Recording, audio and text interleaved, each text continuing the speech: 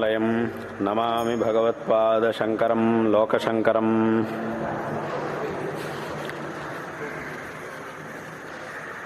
జగద్గురు శ్రీ శంకర భగవత్పాదాచార్యుల వారు మన యొక్క ఈ సనాతన హిందూ ధర్మాన్ని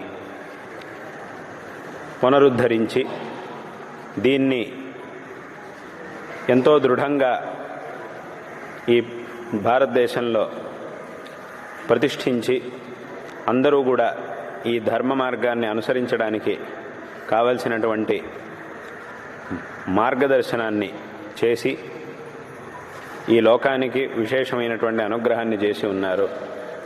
శంకరాచార్యుల వారు ఈ ధర్మానికి, ఈ ఆస్తిక సమాజానికి, ఆస్తిక లోకానికి చేసినటువంటి అనుగ్రహం ఏదైతే ఉందో దాన్ని మనం ఎప్పటికీ కూడా మర్చిపోలేము, మర్చిపోవడానికి వీల్లేదు కూడా. అటువంటి గొప్ప అనుగ్రహాన్ని చేసినటువంటి వారు జగద్గురు శ్రీ ఆదిశంకర భగవత్పాదాచార్యుల వారు. శంకరాచార్యుల వారు కనుక అవతారం చేసి ఉండకపోతే ఆ తర్వాత కాలంలో వచ్చినటువంటి వాళ్ళు ఎవ్వరూ కూడా ఏమీ చేయలేకపోయేవారు. ఎందుకంటే శంకరాచార్యుల వారు అవతరించి ధర్మాన్ని పునరుద్ధరించి దీన్ని దృఢంగా స్థాపన చేశారు కాబట్టే ఆ తర్వాత కాలంలో వచ్చినటువంటి అనేక మంది మహాపురుషులు వాళ్ళందరూ కూడా ఈ ధర్మాన్ని వాళ్ళ మార్గాల్లో, వాళ్ళ రీతులలో ఈ ధర్మాన్ని ప్రచారం చేయడానికి, భక్తులకు ఉపదేశించడానికి సాధ్యపడింది.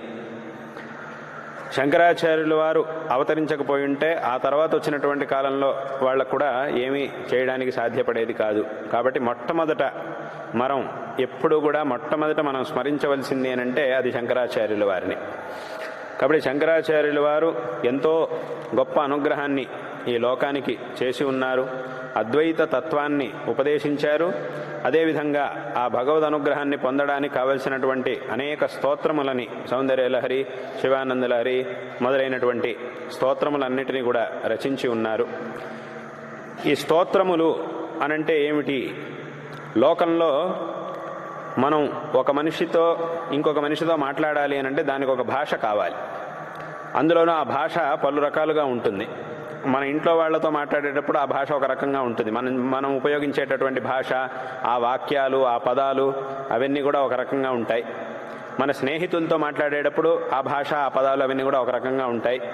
మన తల్లిదండ్రులతో, పెద్దవాళ్లతో, గురువుతో మాట్లాడేటప్పుడు అదొక విధమైనటువంటి భాష ఉంటుంది. అదేవిధంగా మనకంటే చాలా పెద్దవాళ్ళు, పెద్ద వ్యక్తులు ఎవరైతే ఉంటారో, మన పైన మనల్ని శాసించేటటువంటి అధికారులు కానీ పెద్ద వ్యక్తులు ఎవరైతే ఉంటారో వాళ్ళ దగ్గర మాట్లాడేటప్పుడు భాషకు ఒక శైలి ఉంటుంది. ఆ ప్రకారం వాళ్ళతో మాట్లాడాల్సి ఉంటుంది. ఇక్కడ ఒక చోట మాట్లాడినట్టుగా ఇంకొక చోట మాట్లాడడానికి వీల్లేదు. ఫలానా వ్యక్తి దగ్గర మాట్లాడేటప్పుడు దానికి తగినటువంటి ఒక భాష అనేది ఉంటుంది. అదేవిధంగా అంటే మనం ఆయా వ్యక్తులతో మాట్లాడడం కంటే ముందే ఆ భాషని తెలుసుకోవాలి. నేను ఈ వ్యక్తి దగ్గర మాట్లాడాలి అంటే ఎలా మాట్లాడాలి, ఎటువంటి పదజాలాన్ని నేను ఉపయోగించాలి అనేటటువంటి జ్ఞానాన్ని ముందే పొంది ఆ తర్వాత మనం మాట్లాడాలి. లేకపోతే మనం ఇష్టం వచ్చినట్టుగా ఏదైనా మాట్లాడాము అనంటే, పొరపాటున మనం ఏదైనా నోరు జారాము అనంటే దాని ద్వారా చాలా అనర్థాన్ని మనం తర్వాత ఎదుర్కోవాల్సి వస్తుంది. దాన్ని సరి చేసుకోవడం అనేది సామాన్యంగా సాధ్యమయ్యేది కాదు. చాలా కష్టం మళ్ళీ సరి చేసుకోవాలి అని అంటే. కాబట్టి ఏమిటంటే మాట్లాడడం కంటే ముందే ఆ భాషని మనం తెలుసుకోవాలి. ఏ భాషలో వీళ్ళ దగ్గర మనం మాట్లాడాలి అనేటటువంటి ఆ విషయాన్ని మనం బాగా తెలుసుకున్నప్పుడు చక్కగా మాట్లాడగలుగుతాం. మనం మాట్లాడేటటువంటి ఒక్కొక్క మాట వల్ల మనకి ఎంతో ఉపయోగం, మనకి ఉపయోగం కలుగుతుంది, వేరే వాళ్ళకి ఉపయోగం కలుగుతుంది. కాబట్టి ఈ రకంగా ఒక్కొక్క వ్యక్తి దగ్గర మాట్లాడడానికి ఒక్కొక్క భాష అనేది ఉంటుంది. అదేవిధంగా ఈ సమస్త జగత్తు యొక్క నియామకుడైనటువంటి వాడు పరమాత్మ. ఆ పరమాత్మ ఒకడే అయినప్పటికీ అనేక సందర్భాల్లో భక్తులను అనుగ్రహించడం కోసం, దుష్ట శిక్షణ, శిష్ట పరిపాలన కోసం భగవద్గీతలో చెప్పినట్టుగా అనేక విధమైనటువంటి రూపముల్ని ధరించాడు. ఎన్నో రూపముల్ని ఆయా సందర్భానికి తగినట్టుగా భగవంతుడు ధరించాడు. ఆయా రూపములను ధరించి మన ముందుకొచ్చి దుష్ట శిక్షణ, శిష్ట పరిపాలన ఇవన్నీ కూడా భగవంతుడు చేశాడు. కాబట్టి ఆ భగవంతుడి యొక్క రూపములు అనేకములు ఉన్నాయి. ఇక్కడ మనం చాలా ముఖ్యంగా తెలుసుకోవాల్సినటువంటి విషయం ఏమిటంటే భగవంతుడి యొక్క రూపములు వేరైనప్పటికీ భగవంతుడు మాత్రం ఒక్కడే. ఒకే భగవంతుడు అనేక విధమైనటువంటి రూపాలని ధరిస్తూ ఉన్నాడు. అయితే మనం భగవంతుణ్ణి ఆరాధించాలి అనంటే దానికి ఒక రూపం కావాలి. నిర్గుణుడు నిరాకారుడైనటువంటి భగవంతుణ్ణి మనం ఆరాధించాలి అనంటే ఒక రూపం అనేది ఉండాలి. ఆ రూపం ఉంటేనే మనం ఆరాధించగలుగుతాం. ఇప్పుడు భగవంతుడి యొక్క ఒక రూపాన్ని పెట్టుకొని మనం ఆరాధించాలి అని ప్రారంభించినప్పుడు అనేక రూపములు మన కంటి ముందుకు వస్తాయి. అంటే భగవంతుడి యొక్క ఒక రూపం ద్వారా నేను భగవంతుడిని ఆరాధించాలి అని మనం బయలుదేరినప్పుడు భగవంతుడి యొక్క రూపముల గురించి ఎక్కడ చెప్పబడింది అనంటే వేదములు, పురాణాలు, విశేషంగా పురాణములు వీటన్నిటిలోనూ చెప్పబడింది. అయితే పురాణాల్లోంచి భగవంతుడి యొక్క రూపాన్ని తెలుసుకొని మనం భగవంతుడిని ఆరాధించాలి అని ప్రయత్నించినప్పుడు పురాణములలో కేవలం ఒక రూపం మాత్రమే లేదు, చాలా రూపాలు ఉన్నాయి. శివుడు, విష్ణువు, అమ్మవారు, గణపతి, ఈ రకంగా అనేక విధమైనటువంటి రూపాలు ఉన్నాయి.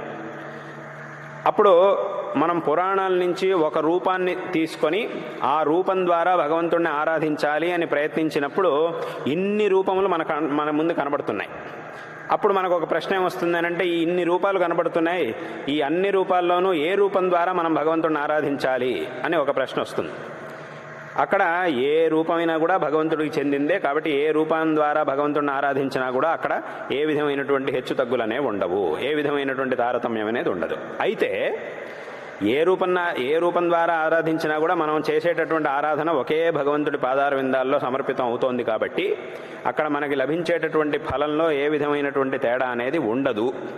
అయినప్పటికీ మనుష్యులకి ఒక స్వభావం ఏమిటంటే, ఒక్కొక్క మనిషి యొక్క అభిరుచి ఒక్కో రకంగా ఉంటుంది. అవే వస్తువులు అన్నీ ఒకే విధమైనటువంటి వస్తువులే, ఏ వస్తువు అయినా కూడా దాని నుంచి మనకి లభించేటటువంటి ప్రయోజనం ఒకటే. కానీ మనిషి యొక్క అభిరుచి రకరకాలుగా ఉంటుంది కాబట్టి అన్నీ ఒకే రకమైనటువంటి వస్తువులు, అన్ని వస్తువుల ద్వారా మనకి లభించేటటువంటి ఫలం ఒకటే అయినప్పటికీ నాకు ఇది కావాలి అని చెప్పి ఏదో ఒకదాని మీద మన దృష్టి ఎక్కువ పడుతుంది. ఈ వస్తువు నాకు కావాలి, ఇదైనా అదైనా రెండింటి నుంచి మనకు దొరికే ఫలంలో ఏ విధమైనటువంటి తేడా లేదు, అది ఒకే రకంగా ఉంటుంది. కానీ నాకు ఇది కావాలి, అది కావాలి అనే ఆ అభిరుచి అనేది ఉంటుంది మనిషికి. అంటే అలాగని ఇంకోటే వద్దు అని కాదు, దానికంటే ఇది బాగుంది కాబట్టి ఇది నాకు కావాలి. ఇప్పుడు ఏదో చీరలు కొనుక్కోవడానికి వెళ్ళారు, చీరలు కొనుక్కోవడానికి వెళ్ళినప్పుడు ఈ రంగుదైతే బాగుంటుంది, ఏ రంగు చీర అయినా ఏదైనా దానివల్ల మనకు వచ్చే ఫలం ఒకటే. అది నల్లగా ఉన్నా, తెల్లగా ఉన్నా, ఎర్రగా ఉన్నా, పచ్చగా ఉన్నా, ఏ రకమైన చీర అయినా కూడా దానివల్ల జరిగేటటువంటి పని మాత్రం ఒకటే. కానీ అన్నిటి ద్వారా మనకి లభించే ఫలం ఒకటే అయినప్పటికీ ఆ అభిరుచి ప్రకారం ఇది బాగుంటుంది, ఇది ఉంటే ఇంకా బాగుంటుంది అని ఉంటుంది. అదే ఎక్కడైతే దానికి అవకాశం ఉండదో, ఇది ఒకటే ఉండేది, దీన్నే నువ్వు తీసుకోవాలంటే అప్పుడు ఇంకా అభిరుచిని మనం ఎక్కువ ఆలోచించాం, దాని గురించి ఆలోచించాం. సరే ఇది ఉన్నది, ఇది ఒకటే కదా, సరే దీన్నే తీసుకుందాం అని చెప్పి దాన్నే తీసేసుకుంటాం, అది వేరే విషయం. కానీ అనేకం ఉన్నప్పుడు, చాలా ఉన్నప్పుడు వీటిల్లోంచి ఏదైనా ఒకదాన్ని తీసుకోవడానికి అవకాశం ఉంది అనే పరిస్థితి ఉన్నప్పుడు మనం ఏం చేస్తాము అనంటే మన అభిరుచికి తగినట్టుగా అన్నిటికంటే ఎక్కువగా ఏదైతే నచ్చిందో దాన్ని మనం గ్రహిస్తాం, దాన్ని మనం తీసుకుంటాం. కాబట్టి ఇది మనిషి యొక్క అభిరుచి అనే ఒకటి ఉంటుంది.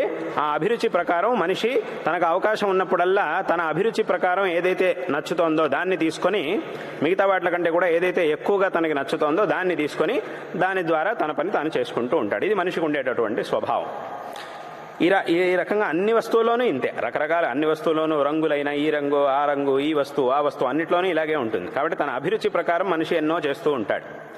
అదేవిధంగా మన పురాణాల్లో, శాస్త్రముల్లో భగవంతుడి యొక్క అనేక రూపములు ఉన్నాయి. ఏ రూపాన్ని ఆరాధించినా కూడా దొరికేటటువంటి ఫలంలో ఏ విధమైనటువంటి వ్యత్యాసము లేదు. అయినప్పటికీ కొంతమందికి వాళ్ళ అభిరుచి ప్రకారం మిగతా రూపాల కంటే కూడా ఒక రూపం అంటే ఎక్కువ ఇష్టం. కొంతమందికి అమ్మవారి రూపం అంటే ఇష్టం, కొంతమందికి శివుడి రూపం అంటే ఇష్టం, కొంతమందికి విష్ణువు యొక్క రూపం అంటే ఇష్టం, కొంతమందికి గణపతి, కొంతమందికి నరసింహస్వామి, రాముడు, కృష్ణుడు, చాలా ఉన్నాయి, ఎన్నో రూపాలు, సుబ్రహ్మణ్య స్వామి, ఇలా ఎన్నో రూపాలు ఉన్నాయి. కాబట్టి ఆయా అభిరుచికి తగినట్టుగా ఒక్కొక్క రూపం మీద మనకి ఎక్కువ భక్తి అనేది కలుగుతుంది. ఆ ఒక రూపం అనేది మనల్ని ఎక్కువగా ఆకర్షిస్తుంది మిగతా రూపాల కంటే కూడా. ఫలానా రూపం మనల్ని మన అభిరుచికి తగినట్టుగా ఎక్కువగా మన మనస్సును ఆకర్షిస్తుంది. అప్పుడు మనం ఏం చేస్తాము అనంటే ఆ రూపాన్ని ఎక్కువగా ఆరాధిస్తూ ఉంటాం. ఆ రూపానికి సంబంధించినటువంటి స్తోత్రముల్ని పఠించడం, ఆ విగ్రహాన్ని ఆరాధించడం, క్షేత్రాలకు వెళ్ళడం మొదలైనటువంటి వాటన్నిటిని మనం చేస్తూ ఉంటాం. అయితే ఏం చేసినా కూడా, ఈ రూపాన్ని ఆరాధించినా ఏ రూపాన్ని ఆరాధించినా కూడా దొరికేటటువంటి ఫలంలో మాత్రం ఏ విధమైనటువంటి తేడా అనేది ఉండదు. ఇదంతా కూడా ఫలానా ఒక రూపాన్ని మాత్రమే ఆరాధించడం అనేటటువంటి దాని వెనక ఉండే కారణం ఏమిటంటే మన అభిరుచి, అంతే, అంతకంటే వేరే ఏమీ లేదు. కాబట్టి ఆ అభిరుచికి తగినట్టుగా ఏదైనా ఒక రూపాన్ని మనం స్వీకరించి, మనం ఆ రూపాన్ని మనకి ఆరాధ్యముగా స్వీకరించి ఆ రూపాన్ని ఆరాధించినప్పుడు అదంతా కూడా ఈ అన్ని రూపాల వెనక ఉన్నటువంటి భగవంతుడు ఎవరైతే ఉన్నాడో ఆ భగవంతుడికే చెందుతుంది. ఆ భగవంతుడు సంతుష్టుడై మనకి విశేషంగా అనుగ్రహిస్తాడు. ఇందులో ఏ విధమైనటువంటి సందేహం లేదు. దీన్నే శంకరాచార్యులు వారు చెప్పారు. కాబట్టే శంకరులు అన్నారు, ఇదంతా కూడా మనకు కనిపిస్తున్నటువంటి రూపముల్లో మాత్రమే తారతమ్యం ఉందే తప్ప అక్కడ ఉన్నటువంటి భగవత్ చైతన్యంలో ఏ విధమైనటువంటి తారతమ్యం లేదు. కాబట్టి మీ అభిరుచికి తగినట్టుగా ఏ రూపాన్నైనా ఆరాధించండి, అందులో తప్పు లేదు. కానీ ఇంకొక రూపాన్ని మాత్రం నిందించడం అనేది చాలా పెద్ద తప్పు. ఆ దేవుడు తక్కువ, ఈ దేవుడు ఎక్కువ అంటే అసలు ఆ దేవుడు ఈ దేవుడు అనడానికి ఇద్దరు దేవుళ్లే లేరు. అంటే ఏమవుతుందంటే ఈ ఒక రూపాన్ని ఆరాధిస్తూ ఈ దేవుడు గొప్పవాడు అని చెప్పి ఇంకో రూపాన్ని తక్కువ, ఆ దేవుడు చిన్నవాడు అని అంటే అక్కడికి ఏమైందనంటే నువ్వు ఒకే దేవుణ్ణి ఒకవైపు నుంచి ఆరాధిస్తున్నావు, మళ్ళీ అదే దేవుణ్ణి ఇంకో వైపు నుంచి అదే దేవుణ్ణి నిందిస్తున్నట్టు అవుతుంది. కాబట్టి అక్కడ శంకరాచార్యులు వారు ఏం చెప్పారు అనంటే, నీకు ఏ రూపం అయితే నచ్చిందో ఆ రూపాన్ని నువ్వు ఆ చక్కగా ఆరాధించు, ఆ రూపం ద్వారా నువ్వు ఆ పరమాత్మని ఆరాధించు, అందులో నీకు లభించేటటువంటి ఫలంలో ఏ విధమైనటువంటి వ్యత్యాసము ఉండదు. కానీ ఇతరదే రూపంలో ఉన్న భగవంతుడు ఆయన వేరు అనే భావనతో ఆ రూపం తక్కువ, ఆయన తక్కువ అనేటటువంటి భావన మాత్రం నీ మనస్సులో రానివ్వకూడదు. ఎందుకంటే ఉన్నది ఒకే భగవంతుడు. లేకపోతే ఏమవుతుందనంటే ఒకవైపు నుంచి దేవుణ్ణి ఆరాధిస్తున్నాం, మళ్ళీ ఇంకో వైపు నుంచి అదే దేవుణ్ణి నిందించినప్పుడు ఏమవుతుందంటే ఈ చేసిన ఆరాధన అంతా ఆ నిందనతో పోతుంది, దాని ఫలం అనేది మనకి రాకుండా పోతుంది. కాబట్టి ఇదంతా కూడా ఆయా అభిరుచికి తగినట్టుగా భగవద్ ఆరాధన అనేది అందరూ కూడా చేయడానికి అవకాశం ఉన్నది. కాబట్టి భగవద్ ఆరాధనను విశేషంగా అందరూ చేసి భగవద్ అనుగ్రహానికి పాత్రులు కావాలి.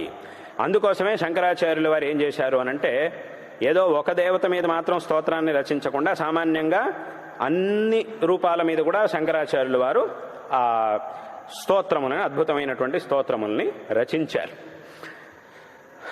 ఈ అన్ని రూపముల మీద కూడా ప్రాయః శంకరాచార్యులు వారు అన్ని రూపముల మీద దేవతా స్తోత్రములను రచించారు. ఎందుకు అనంటే ఆయా రూపముల మీద విశేషంగా అభిరుచి ఉన్నటువంటి వాళ్ళు ఆయా రూపాన్ని స్తుతించి, ఆయా స్తోత్రముల ద్వారా ఆయా రూపాన్ని స్తుతించి భగవద్ అనుగ్రహానికి పాత్రులు కావాలి అనేటటువంటి ఉద్దేశంతో అనేక దేవతా స్తోత్రాల్ని శంకరాచార్యులు వారు రచించారు. అంటే ఇక్కడ శంకరాచార్యులు వారు అనేక స్తోత్రాలను రచించారు కాబట్టి దేవుళ్ళు కూడా అనేక మంది ఉన్నారు అని అర్థం కాదు.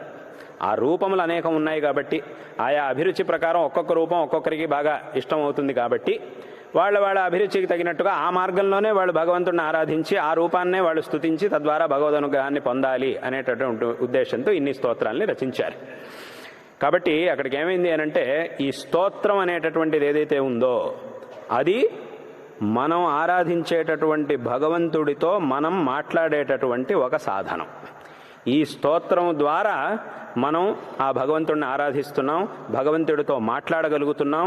ఎందుకంటే ఇందాక చెప్పినట్టుగా పెద్దవాళ్ళ దగ్గరికి వెళ్ళినప్పుడు వాళ్ళతో ఎలా మాట్లాడాలి, ఎలాంటి భాషను ఉపయోగించాలి, ఎలాంటి వాక్యాలను ఉపయోగించాలి, ఎలాంటి పదాలను ఉపయోగించాలి అనేటటువంటి జ్ఞానం మనకి దానంతటదే రాదు. మనం పెద్దవాళ్ళ ద్వారా అడిగి తెలుసుకోవాలి. మన పెద్దవాళ్ళంతా ఎలా నడుచుకుంటారు, వాళ్ళు ఎలా చేస్తున్నారు అంతా చూసి మనం నేర్చుకొని ఆ తర్వాత మనం కూడా ఆ భాషనంతా నేర్చుకొని వాళ్ళ దగ్గరికి మనం వెళ్ళి మాట్లాడాలి. అదే రకంగా ఇక్కడ కూడా శంకరాచార్యుల వారు మనకు చూపిస్తున్నారు. నువ్వు దేవుడితో మాట్లాడాలి, దేవుడి అనుగ్రహాన్ని పొందాలి, నీ మనసులో ఉన్న విషయాన్ని దేవుడికి చెప్పాలి అనంటే ఏ భాషను నువ్వు ఉపయోగించాలి అనేదాన్ని శంకరాచార్యుల వారు మనకు చూపిస్తున్నారు ఈ స్తోత్రముల రూపంలో. కాబట్టి ఈ స్తోత్రాలను కనుక నువ్వు పఠించావు అనంటే ఈ భాషను ఉపయోగించి వీటిని నువ్వు పఠించావు అనంటే నీ మనసులో ఉన్నది భగవంతుడికి తెలుస్తుంది. అప్పుడు నువ్వు చెప్పినట్టు తెలుస్తుందంటే భగవంతుడికి అన్నీ తెలుసు, నువ్వు చెప్పకపోయినా తెలుసు దేవుడికి. కానీ నువ్వు చెప్పాలి, ఆ చెప్పేటటువంటి పనిని మనం చెయ్యాలి. ఎందుకంటే భగవంతుడే భగవద్గీతలో చెప్పాడు ఏమిటి అనంటే, ఎవరైతే నన్ను ఆశ్రయిస్తారో వాళ్ళని నేను అనుగ్రహిస్తాను, వాళ్ళు ఎవరు ఏమిటి అనేది చూడను. నన్ను ఆశ్రయించిన తర్వాత ఇంకా వాడు ఎవరు ఏమిటి, వాడేమిటి, వాడి వ్యక్తిత్వం ఏమిటి, వాడి జాతి ఏమిటి, వాడి దగ్గర ఆస్తి ఏముంది అదంతా నేను చూడను. నన్ను ఆశ్రయించిన తర్వాత వాడు నా భక్తుడి కింద లెక్క. అది ఎవరైనా సరే వాడికి నేను తప్పకుండా అనుగ్రహిస్తాను. ఈ భేదం లోకంలో అయితే వీడు డబ్బున్నటువంటి వాడు, వీడు పేదవాడు, వీడు చదువుకున్నవాడు, చదువుకోనివాడు, ఈ తేడాల వీడు బుద్ధిమంతుడు, వీడు చాలా మేధావి, వీడే మందబుద్ధి, ఈ తేడాలన్నీ కూడా లోకంలో ఉంటాయి తప్ప నా దగ్గర ఉండవు. ఒకసారి నన్ను ఆశ్రయించిన తర్వాత వాళ్ళందరూ కూడా నా భక్తుల లెక్కలోకే వస్తారు. వాళ్ళలో ఒక డబ్బున్నవాడు ఉండొచ్చు, ఒక పేదవాడు ఉండొచ్చు, ఒక చదువుకున్నవాడు ఉండొచ్చు, ఒక చదువుకోనివాడు ఉండొచ్చు, రకరకాలుగా ఉండొచ్చు. కానీ వాళ్ళందరూ కూడా నా భక్తులు అనే లెక్కలోకే వస్తారు. ఈ తేడాలన్నీ కూడా వ్యావహారిక ప్రపంచంలో మాత్రమే. కాబట్టి నన్ను ఆశ్రయించిన తర్వాత అక్కడ ఉండేది ఒకే ఒకటి నా భక్తుడు అనేదే ఒక్క మాట తప్ప ఇంకా వేరే మాటకు అవకాశం ఉండదు. కాబట్టి నన్ను ఆశ్రయిస్తే ఆశ్రయించిన వాడిని ఎవరినైనా సరే నేను తప్పకుండా అనుగ్రహిస్తాను అని గీతలో భగవంతుడు చెప్పాడు. సమోహం సర్వభూతేషు నమే ద్వేష్యోస్తి న ప్రియ ఏ భజంతి తు మాం భక్త్యా మైతే తేషు చాప్యహం అని అన్నాడు. కాబట్టి అక్కడికి ఏమైందనంటే మనం ఆశ్రయించాలి. ఆశ్రయించిన తర్వాత అప్పుడు భగవంతుడు మనల్ని అనుగ్రహిస్తాడు. ఆశ్రయించాలి అనంటే దానికి ఒక మార్గం కావాలి. మనం భగవంతుడికి చెప్పగలగాలి. మన మనసులో ఏముంది, మనకి ఏం కావాలి అనేటటువంటి విషయాన్ని మనం భగవంతుడికి చెప్పగలగాలి. చెప్పాలంటే దానికి ఒక భాష కావాలి, దానికి ఒక మార్గం కావాలి. అదే ఈ స్తోత్రములు. కాబట్టి శంకరాచార్యుల వారు ఈ మార్గాన్ని మనకి ఈ స్తోత్రములు రచించడం ద్వారా మనకి ఉపదేశిస్తూ ఉన్నారు. అందులోనూ ఇంకో విషయం, ఇప్పుడు చాలామంది దేవుడి దగ్గరికి వెళ్తారు, ఏమిటేమిటో అడుగుతుంటారు. అది కావాలి, ఇది కావాలి, ఇది కావాలి, అది కావాలి అని ఏదేదో అడుగుతుంటారు. అందులోనూ ఇప్పుడు కిందటిసారి వచ్చినప్పుడు ఏదో అడిగాడు, ఈసారి వచ్చినప్పుడు ఇంకోటి ఏదో అడుగుతున్నాడు. అసలు కిందటిసారి అడిగిన దానికి ఈసారి అడిగిన దానికి సంబంధమే లేదు. ఇలా రకరకాలుగా అంటే వాడికి ఎప్పుడు ఏది కావాలనిపిస్తే అది అడుగుతూ ఉంటాడు. మన సామాన్యంగా జనాలందరి యొక్క స్వభావం, చిన్నపిల్లలు ఉంటారు, వాళ్ళకి ఏది బాగుందనిపిస్తే దాన్ని అడుగుతారు. అది సరీనా కాదా, అది మంచిదా, వీళ్ళకి దాని ద్వారా వీళ్ళకి మంచి జరుగుతుందా చెడు జరుగుతుందా అనేది తెలియదు వాళ్ళకి. అంత జ్ఞానం వాళ్ళకు ఉండదు. అయితే పెద్దవాళ్ళకు ఉంటుంది ఆ జ్ఞానం. మనం ఏం చేస్తామంటే వాళ్ళు అడిగిందల్లా ఇప్పించడం అనేది కుదరదు. అది అలా ఇప్పిస్తే వాళ్ళకి బాగున్నవన్నీ కావాలనుకుంటారు. వాస్తవంగా మంచివి కానివి కూడా మంచిగా కనబడుతుంటాయి వాళ్ళకి. కాబట్టి అది వాళ్ళు అడిగారని చెప్పి దానంతా వాళ్ళకి ఇచ్చేస్తే మనమే వాళ్ళకి ద్రోహం చేసినట్టు అవుతుంది. కాబట్టి మనం ఏం చేయాలంటే వాళ్ళకి ఆ జ్ఞానం లేకపోయినా కూడా మనకుంది కాబట్టి మనం ఏం చేయాలి అని అంటే నిజంగా వాళ్ళకి ఏం కావాలో దాన్ని మనం ఇస్తాం. అదేవిధంగా ఇక్కడ కూడా మనిషి ఏదేదో అడుగుతుంటాడు. ఆ కోరికలకు అంతుపంతు ఉండదు కాబట్టి ఏదేదో అడుగుతూ ఉంటాడు. కానీ శంకరాచార్యుల వారు ఇక్కడ ఈ స్తోత్రములను రచించడం ద్వారా భగవంతుడి దగ్గర మనం ఎలా మాట్లాడాలి అనే విషయాన్ని కూడా చూపించారు. దాంతోపాటు ఏం అడగాలో కూడా చూపించారు శంకరాచార్యులు వారు. అదే ఇక్కడ ఉండేటటువంటి గొప్పదనం. ఇప్పుడు ఇందాక నేను వచ్చేటప్పటికి ఈ విష్ణు షట్పది స్తోత్రం పఠిస్తున్న దాంట్లో మొదటి శ్లోకంలో ఉండేదే ఇది. ఏమిటి? అవినయ ఉపనయ విష్ణు దమయ మనశమయ విషయ మృగతృష్ణాం భూతదయాం విస్తారయ తారయ సంసార సాగరత అని అన్నారు. అంటే ఏమిటి? మొట్టమొదట నాలో ఉన్న అహంకారాన్ని పోగొట్టు, అవినయం అపనయ అంటే అదంతా నేనే చేస్తున్నాను, నేను తప్పితే ఇంకెవరు లేరు ఇక్కడ, అంతా నా వల్లే జరుగుతుంది అనేటటువంటి భావన నాలోంచి తీసేయి. నిజంగా అలా ఆ పరిస్థితి నిజంగానే అలాగే ఉండొచ్చు, వీడి తప్ప చేసేవాళ్ళు ఎవరు లేకపోయి ఉండొచ్చు, కానీ ఆ భావన మాత్రం మనకు ఉండకూడదు అని అన్నారు. అది శంకరాచార్యుల వారి అభిప్రాయం. నిజంగానే అది నిజమే. వాస్తవంగా ఈ పనిని వీడి తప్ప ఇంకెవరు చేయలేడు ప్రపంచంలో, వీడి తప్ప ఇంకెవరు చేసేవాళ్ళు లేరు అనే పరిస్థితి నిజంగానే ఉండొచ్చు. కానీ ఆ మాట వేరే వాళ్ళు అనాలి తప్ప వాడు అనుకోకూడదు. ఎప్పుడు కూడా నేను తప్ప నాకంటే గొప్పవాడు లేడు అని వాడు అనుకోకూడదు. వేరే వాళ్ళు అనొచ్చు, ఈయన చాలా గొప్పవాడు, ఈయనకంటే గొప్పవాడు లేడు అని ఇంకోళ్ళు అనొచ్చు. కానీ మనకి మాత్రం అహంకారం అనేది రాకూడదు. కాబట్టి నాలో ఉన్న అహంకారాన్ని పోగొట్టు అని మనం దేవుణ్ణి అడగాలి అని చెప్పారు. దమయ మనహ, ఈ మనస్సుకు ఒక నిగ్రహాన్ని ప్రసాదించు. నా మనస్సు ఊరికే అక్కడక్కడ తిరుగుతుంటుంది, దేని మీద నా దృష్టి పెట్టలేకపోతున్నాను, కాబట్టి ఆ మనస్సు ఒక చోట ఉండేట్టుగా, నా అధీనంలో ఉండేట్టుగా చెయ్యి. అది రెండో ప్రార్థన. శమయ విషయ మృగతృష్ణ, ఈ అనవసరమైనటువంటి ఆశలు, దురాశలు, ఇది కావాలి అనేటటువంటి ఆశలు, అతిగా ఉండేటటువంటి ఆశలు, వీటన్నిటిని కూడా తగ్గించు. ఎందుకంటే ఎప్పటి వరకు అది కావాలి ఇది కావాలి అని మనం అనుకుంటూ ఉంటామో అప్పటి వరకు ప్రశాంతంగా ఉండలేం. మనం ప్రశాంతంగా ఉండాలి అంటే ఈ ఆశల్ని తగ్గించుకోవాలి అని దాని యొక్క అభిప్రాయం. దీన్నే శాస్త్రం చెప్తూ ఉన్నాయి. శమయ విషయ మృగతృష్ణాం భూతదయాం విస్తారయ, అందరి మీద ఒక సౌజన్యాన్ని, నాకు ఒక దయని ప్రసాదించు, అందరి మీద దయాగుణాన్ని ప్రసాదించు. తారయ సంసార సాగరత, సంసారం నుంచి నాకు ముక్తిని ప్రసాదించు. ఇన్ని అడిగేస్తే మిగతావన్నింటినీ కూడా అడిగినట్టు, ఇంక మళ్ళీ ప్రత్యేకంగా ఇంకేం అడగక్కర్లే, దీంట్లోనే అన్నీ వచ్చేసినాయి. అలాగే చివరికి కూడా ఒక మాట అన్నారు, నారాయణ కరుణామయ శరణం కర్వాణి తావకో శరణం ఇతి షట్పది మదియే వదన సరోజే సదా వసతు అని చివరికి కూడా చెప్పారు. అంటే ఏమిటంటే ఎప్పుడు కూడా నా మనస్సులో నీ యొక్క పాదార విందాలే ఎప్పుడు కూడా నా మనస్సులో ఉండాలి, అవే నాకు శరణంగా నేను ఉండాలి, నా జీవితం అలా సాగాలి అని చెప్పి నాకు ఆ అనుగ్రహాన్ని ప్రసాదించడం శంకరాచార్యుల వారు అక్కడ చెప్తున్నారు. కాబట్టి ఇన్ని గనక అడిగితే, అందుకే ఇక్కడ శంకరాచార్యులు ఏది పెడితే దాన్ని అడగక్కర్లేదు, వీటిని అడిగేస్తే ఇంక మిగతావన్నీ కూడా దాంట్లోనే వచ్చేస్తే మళ్ళీ ప్రత్యేకంగా అడగాల్సిన పని లేదు అని, ఏం మాట్లాడాలి ఏం అడగాలి అన్నిటినీ కూడా శంకరాచార్యుల వారు ఇక్కడ చూపించారు. కాబట్టి అదే ఇందాక చెప్పినట్టుగా ఏతావత ఆ భగవద్ ఆరాధనని మనం చెయ్యాలి. మన అభిరుచికి తగినట్టుగా ఏదైనా ఒక రూపాన్ని పెట్టుకొని ఆ భగవంతుడిని మనం ఆరాధించాలి. ఆ రూపము ద్వారా మనం ఆ పరమాత్మని ఆరాధించాలి. అలా ఆరాధించేటప్పుడు దానికి కావలసినటువంటి ఒక మార్గం అనేది మనకు కావాలి. దాన్ని శంకరాచార్యుల వారు ఈ స్తోత్రమును రచించడం ద్వారా చూపించారు. కాబట్టి ఈ స్తోత్రము అని అంటే మనం ఆ భగవంతుడితో మాట్లాడడానికి ఒక భాష. దీని ద్వారా మన యొక్క ప్రార్థనని మనం భగవంతుడికి తెలియజేసినప్పుడు భగవంతుడు దాన్ని స్వీకరించి మనకి తగినటువంటి అనుగ్రహాన్ని చేస్తాడు. కాబట్టి అటువంటి అద్భుతమైన స్తోత్రముల్ని జగద్గురు శ్రీ ఆదిశంకర భగవత్పాదాచార్యుల వారు రచించారు. అద్భుతమైనటువంటి స్తోత్ర సాహిత్యాన్ని శంకరాచార్యుల వారు మనకు అందించారు. వేరే ఎవ్వరూ కూడా అటువంటి కార్యాన్ని చేయలేదు. అంత గొప్ప కార్యాన్ని శంకరాచార్యుల వారు చేసి ఈ లోకానికి విశేషమైనటువంటి అనుగ్రహాన్ని ప్రసాదించారు. అంటే సామాన్యంగా చాలామంది ఏం చెప్తూ ఉంటారు అనంటే, శంకరాచార్యుల వారు చాలా బుద్ధిమంతులు ఎవరైతే ఉంటారో, చాలా బుద్ధిశాలుగా ఉండే బుద్ధి మేధావులైనటువంటి వాళ్ళు ఎవరైతే ఉంటారో వాళ్ళ కోసం భాష్యాల్ని రచించారు. అలాగే సామాన్యంగా కొంత మటుకు శాస్త్రజ్ఞానం ఉన్న వాళ్ళ కోసం ప్రకరణ గ్రంథాలు, వివేక చూడమని అవన్నీ రచించారు.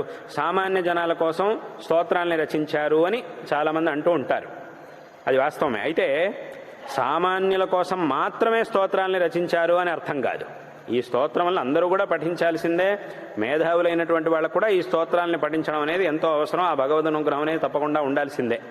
కాబట్టి ఏదో సామాన్యులు వాళ్ళు మాత్రం చదువుకుంటే చాలు స్తోత్రాలు, మిగతా వాళ్ళు చదువుకోక్కర్లేదు, నేను చాలా మేధావిని కాబట్టి నాకు ఈ స్తోత్రముల యొక్క అవసరం లేదు అని ఎవరైనా అనుకుంటే మాత్రం అది చాలా పెద్ద పొరపాటు. సామాన్యుల కోసం స్తోత్రాలను రచించారు, కానీ సామాన్యుల కోసం మాత్రమే స్తోత్రాలని రచించారు అని కాదు. వారు రచించినటువంటి స్తోత్రముల్ని పఠించడం ద్వారా ఆ పెద్ద పెద్ద భాష్యాల్లో చాలా విస్తారంగా చర్చలు చేసి ఏ ఏ విషయాలనైతే చెప్పారో వాట్లనే మళ్ళీ స్తోత్రాల్లోనూ శంకరాచార్యుల వారు చెప్పారు. సంక్షేపంగా ఒకే మాటలో అక్కడ చెప్పినటువంటి విషయం మొత్తాన్ని ఒకే మాటలో శంకరాచార్యుల వారు సంగ్రహించి చెప్పారు. కాబట్టి ఈ రకంగా ఈ స్తోత్రములకి అంత గొప్పదనం ఉన్నది, చాలా గొప్పదనం ఉన్నది. కాబట్టి అటువంటి ఈ శాంకర స్తోత్రముల్ని పఠించడం అనేది చాలా గొప్ప విషయం, చాలా ముఖ్యమైనటువంటి విషయం. ప్రతిరోజు కూడా శంకరాచార్యుల వారు రచించినటువంటి ఈ స్తోత్రముల్ని, అందులోనూ విశేషంగా ఈ కొన్ని స్తోత్రాలు అంటే ఈ సౌందర్యలహరి మొదలైనటువంటి స్తోత్రాలు ఏవైతే ఉన్నాయో అక్కడ ఉన్నటువంటి ఒక్కొక్క శ్లోకం కూడా ఒక్కొక్క మహామంత్రానికి సమానం. ఆ ప్రత్యేకంగా ఒక్కొక్క శ్లోకానికి ఒక్కొక్క ఉపాసన, ఒక్కొక్క ఫలం, వీటన్నిటిని కూడా మంత్రశాస్త్రంలో విశేషంగా చెప్పి ఉన్నారు. కాబట్టి ఇటువంటి అద్భుతమైన స్తోత్రాల్ని రచించి ఈ లోకానికి విశేషమైనటువంటి అనుగ్రహాన్ని శంకర భగవత్పాదాచార్యులు వారు చేసి ఉన్నారు. అయితే ఆ స్తోత్రం మనకి దాని యొక్క అర్థం మనకి తెలుస్తోందా లేదా అనేది ఇక్కడ అవసరం లేదు. ఆ స్తోత్రం అనేది మన నోటి నుంచి వచ్చింది, మనం దాన్ని పఠించామంటేనే చాలు, దాని ద్వారా మనకి విశేషమైనటువంటి ఫలితం అనేది వస్తుంది. దాని యొక్క అర్థములు ఎంతో ఉన్నాయి, చాలా ఒక సౌందర్యలహరినే కనుక మనం తీసుకుంటే అక్కడ ఉన్నటువంటి ఒక్కొక్క శ్లోకం యొక్క అర్థాన్ని చెప్పాలి అని అంటే ఎంతో విస్తృతమైనటువంటి అర్థం ఉంది. ఎంతో విస్తృతమైనటువంటి అర్థాలని ఆ ఒక శ్లోకం మనకి సంగ్రహంగా చెప్తూ ఉన్నది. కాబట్టి ఎంతో విస్తృతంగా ఉంటుంది. కాబట్టి అయితే దాని యొక్క అర్థం మనకి తెలుస్తుందా లేదా అనేది వేరే విషయం, అది అవసరం లేదు. కానీ దాన్ని మనం పఠిస్తేనే చాలు, మన నోటి నుంచి ఆ స్తోత్రములు, అదే మన ఈ స్తోత్ర సాహిత్యానికి ఉండేటటువంటి గొప్పదనం.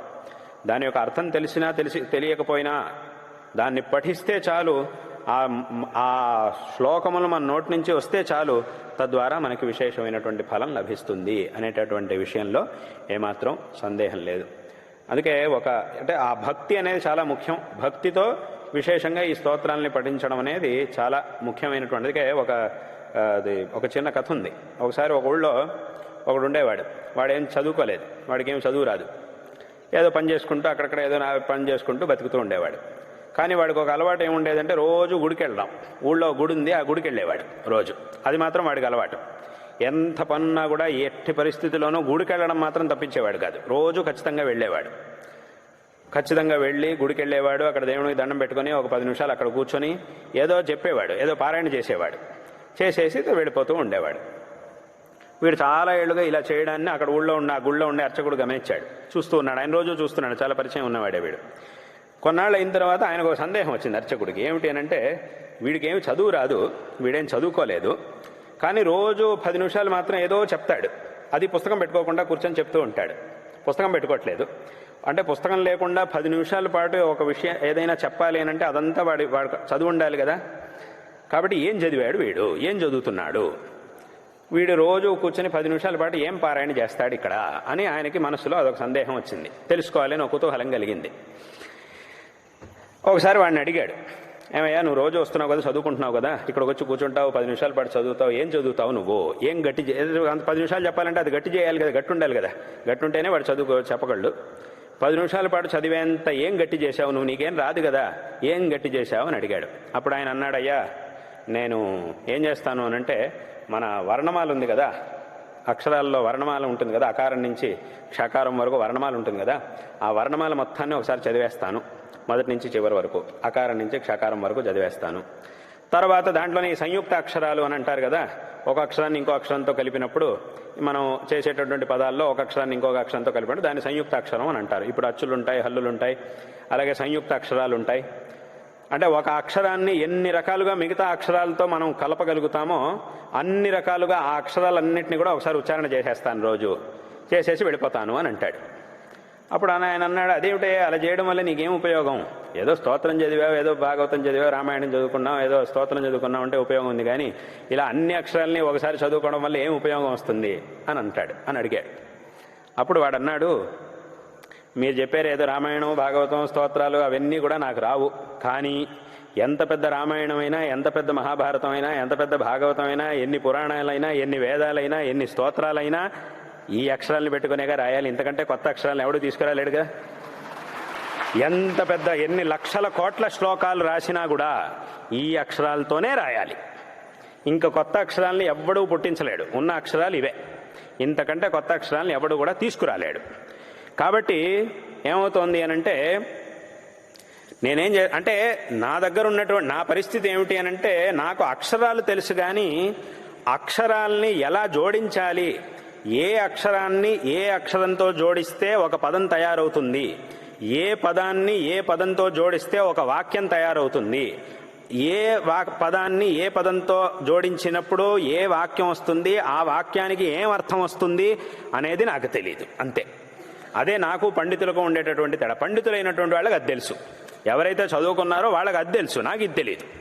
చదువుకున్న వాళ్ళని అడిగామనుకోండి, వాడు వెంటనే చెప్పేస్తాడు, ఈ పదం పక్కన ఈ పదాన్ని పెడితే ఇలా ఒక వాక్యం తయారవుతుంది, దానికి ఇలా అర్థం వస్తుంది, ఇది మంచి అర్థం, ఇది ఇలాంటి అర్థం, ఇది మంచి అర్థాన్ని ఇస్తుంది, ఇది చెడు అర్థాన్ని ఇస్తుంది అనేది వాళ్ళకి తెలుసు. అది నాకు తెలియదు. అంతే, నాకు వాళ్ళకు ఉండే తేడా అంతే. కానీ వాళ్ళు కూడా ఈ అక్షరాలతోనే రాయాలి. కాబట్టి నేనేం చేస్తాను అనంటే, రోజు ఈ అక్షరాలన్నిటినీ కూడా ఒకసారి చదివేసి దేవుడి ముందు చివరికి దేవుడితో ఒక మాట చెప్తాను. ఏమిటంటే, నేను నీ దగ్గర ఏం ప్రార్థన చెయ్యాలో, ప్రార్థన చేయాలంటే ఏ వాక్యాలను ఉచ్చరించాలో, ఏ స్తోత్రాల్ని పఠించాలో నాకు తెలియదు. కాబట్టి వాట్లల్లో ఉపయోగించబడేటటువంటి అక్షరాలన్నిటినీ కూడా నేను నీకు సమర్పిస్తున్నా. ఆ అక్షరమాలని మొత్తం నేను నీకు సమర్పిస్తున్నాను. నాకు మంచి జరగాలి. నాకు మంచి జరగాలంటే నేను ఏం ప్రార్థించవలసి ఉంటుందో, ప్రార్థించాలంటే ఏ వాక్యాల్ని నేను ఉచ్చరించాల్సి ఉంటుందో, ఏ వాక్యాలను ఉచ్చరించాలంటే ఎలాంటి అక్షరాల్ని ఎలా జోడించవలసి ఉంటుందో ఆ పనినంతా నువ్వే చేసేసి నాకు నువ్వు అనుగ్రహం చేసేసి చాలు. ఆ పనంతా నువ్వు చెయ్యి, ఎందుకంటే అది నాకు తెలియదు కాబట్టి ఆ ఒక్క పనిని మాత్రం నువ్వు చేసుకొని నా ప్రార్థనను స్వీకరించి నాకు మంచిని చెయ్యి, నాకు అనుగ్రహం చెయ్యి అని చెప్పి, అప్పుడు వాడు నేను ఇలా ప్రార్థిస్తాను దేవుడి దగ్గర అని వాడు చెప్పాడు అని. అప్పుడు ఆ మాట విన్నప్పుడు ఆయన అర్చకుడు చాలా ఆశ్చర్యపోయాడు. ఎవరయ్యా నేను చదువుకొని వాడివి అని అన్నది?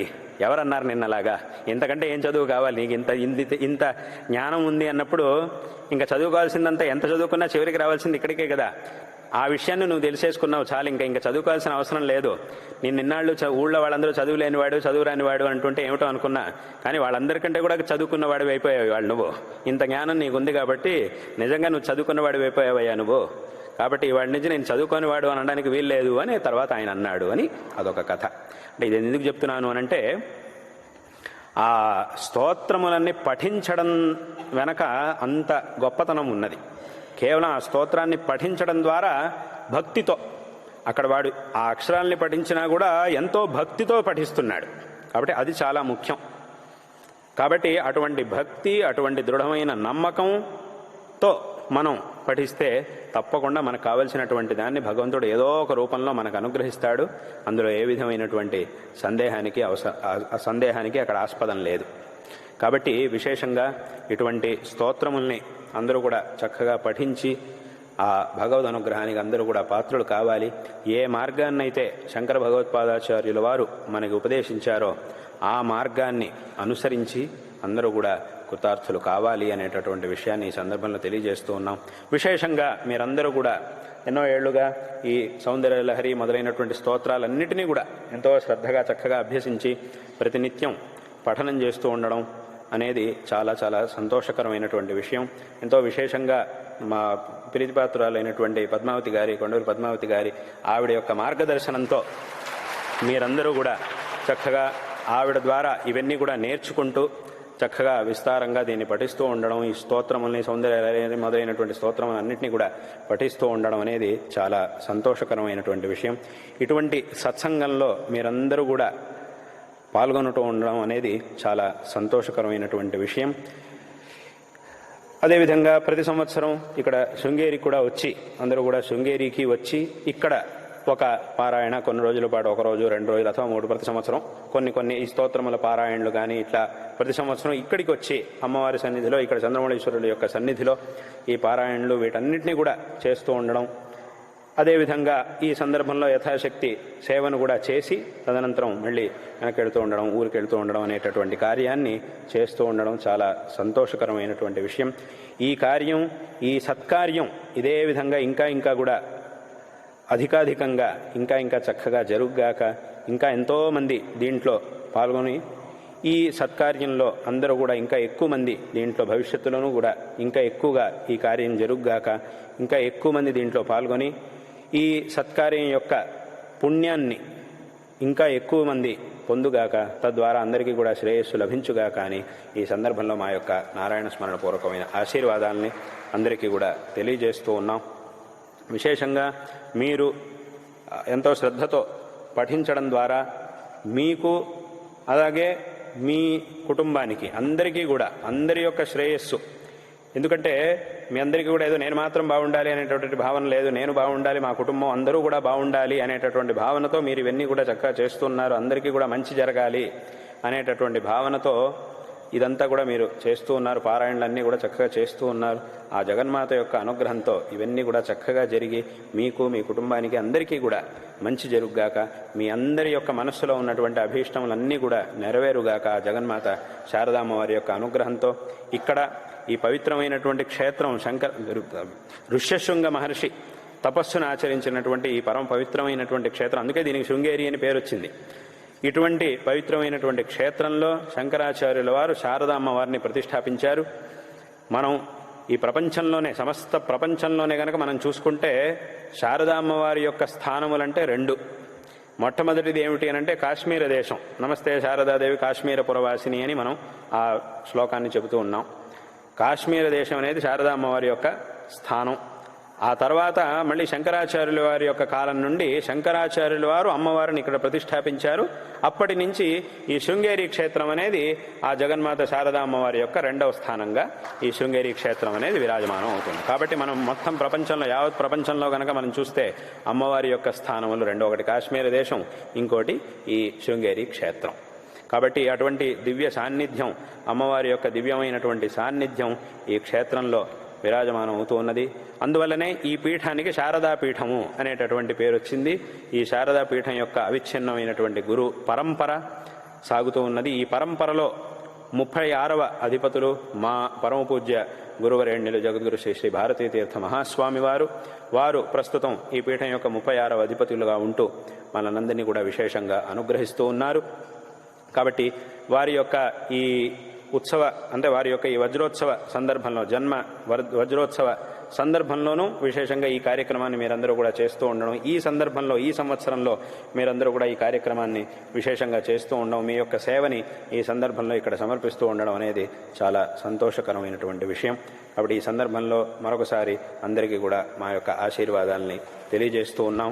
అదేవిధంగా ఇటువంటి కార్యక్రమాలు భవిష్యత్తులో కూడా మళ్ళీ అమ్మవారి సన్నిధిలో ఇదే రకంగా అందరూ అప్పుడప్పుడు ఇలాగే వచ్చి అమ్మవారి సన్నిధిలో ఇదే రకంగా పారాయణలు, ఈ సత్సంగాలు, అనుష్ఠానాలు ఇవన్నీ కూడా చేసేటటువంటి ఆ అవకాశం అమ్మవారి యొక్క అనుగ్రహంతో మీ అందరికీ కూడా మళ్ళీ లభించుగాక అని కూడా ఈ సందర్భంలో మా యొక్క ఆశీర్వాదాలని తెలియజేస్తూ ఉన్నాం.